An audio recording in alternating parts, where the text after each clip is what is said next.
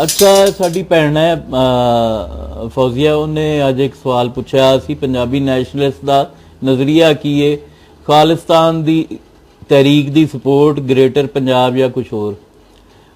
ਇਹਦਾ बड़ा सादा जिहा जवाब है, ਜਿਹੜੀ ਜਿਹੜੀ चीज़ की इजाजत साडा दस्तूर पाकिस्तान सानू देंदा है असी ਉਹ करांगे। दस्तूर तो बाहर पंजाबी नैशनलिस्ट होए या सिंधी नैशनलिस्ट होए या पश्तून नैशनलिस्ट होए या बलोच नैशनलिस्ट होए, किसी नूं दस्तूर तो बाहर कोई गल नहीं करनी चाहिए, ना ही उन्होंने ऐसी कोई हरकत करनी चाहिए। तो साडा तो नज़रिया है पंजाब नैशनल मूवमेंट का कि असी जमहूरी जद्दोजहद करनी है और असूलों के तहत करनी है। जिहड़ा असूल चाहे वो फिर असूल साडे बनाए साडे किते खिलाफ जान या हक च जान, असी उन्हां असूलों तो नहीं हटना। साडा मैनीफेस्टो लिखिया होया है, असी उहदे मुताबिक चलना है। कल नूं उहदा फायदा होए सानूं नुकसान होए, असी उहदे तो नहीं हटना।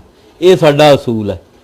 तो इस तो अलावा एक होर सवाल बड़ा इंटरस्टिंग किसी ने पूछा, मैं हा बाहरों पारले पासों पूछा होना है, उन्हें पूछा है कि जी जनूबी पंजाब पाकिस्तान दे बनन वाले नवे सूबे दे की कारण हैं। तो उस तो बाद पूछते हैं कि ये जरूरी है कि इस नाल सारे सहमत हैं, की फर्क पवेगा इंज करन नाल, कोई पाकिस्तानी भरा मेरी मालूमात च इजाफा करे। हुण वीर तेरी मालूमात च तो असीं इजाफा करन दे पाबंद नहीं, क्योंकि असीं दो अलहदा रियासतां दे शहरी हाँ। तुसीं अपनी रियासत दे आइनो कानून दे पाबंद हो, असी अपने पाकिस्तान के आइनो कानून के पाबंद हाँ। लेकिन मैं अपने आम पंजाबी जोड़े मगरबी पंजाब च पाकिस्तानी पंजाबी बैठा है जोड़ा पाकिस्तान के आइन कानून का पाबंद है, मैं वो वास्ते इसका जवाब दे रहा कि उन्होंने एक गल की समझ आ जाए कि जिहदी असी जद्दोजहद कर रहे हैं कि यदा जी कुछ इंज है कि हज़ारां साल पुरानी तरीक मुतासर होएगी जे असी जनूबी पंजाब सूबा जिन्हों कि सराइकी सूबा कहते हैं वो बनाने आ। तो ये पंजाब की हज़ारां साल पुरानी तरीख मुतासर होएगी, पंजाब का जोग्राफिया मुतासर होएगा, पंजाब की शनाख्त मजीद मुतासर होएगी, पंजाब की ताकत वंडी जान नाल वफाके पाकिस्तान कमज़ोर होएगा, पंजाबी ज़बान की तरीख शनाख्त नूं नुकसान पहुँचेगा, पंजाब छोटा ते सिंध वड्डा होएगा।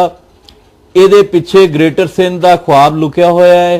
पहले उन्होंने साजिश तहत पंजाब की बोली नूं अलग जुबान का दर्जा दवाया, हुण पंजाब के जोग्राफिए विच अलहदा कौम ते अलग तहजीब साबित करन दे चक्कर च ने। मतलब इस तो बाद पंजाब की हज़ारां साल की तरीख उत्ते पंजाब का हक वंडिया जाएगा।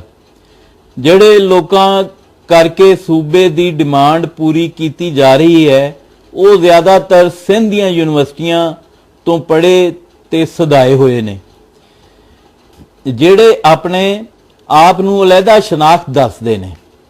पर कैसी हासे वाली गल है कि नीली अजरक लैके अपने आप ਨੂੰ सिंध नाल भी जोड़ते ने।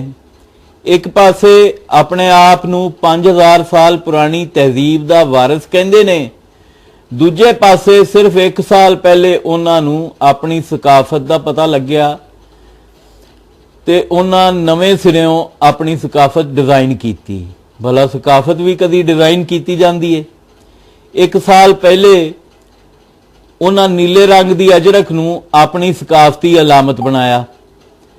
अजरक सिंध दी है, सिंध दी शनाख्त है, ते इहदा पंजाब नाल कोई लेना देना नहीं। पंजाब विच लोई, खेसी, परना, साफा शामिल ने। ये पंजाबी सकाफत दे मारूफ ते मकबूल ते मशहूरो मारूफ इस्तारे ने जी। ये पंजाब की सकाफत का हिस्सा ने, अजरक पंजाब की सकाफत नहीं है।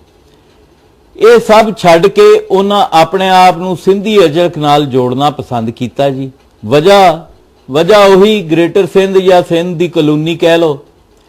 साजिश कंध उपर लिखी है पर अपने पराए कई अन्या नूं नजर नहीं आ रही जी।